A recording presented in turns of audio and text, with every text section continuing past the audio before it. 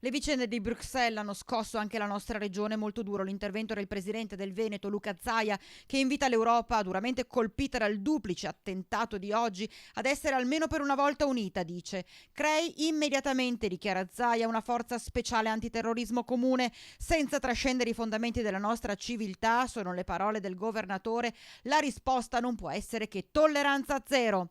E il consigliere del Carroccio Veneto, il bassanese Nicola Finco, dichiara: i terroristi non ci fanno paura. Questi purtroppo sono i frutti dell'accoglienza di cui molti parlano, soprattutto di una certa parte politica.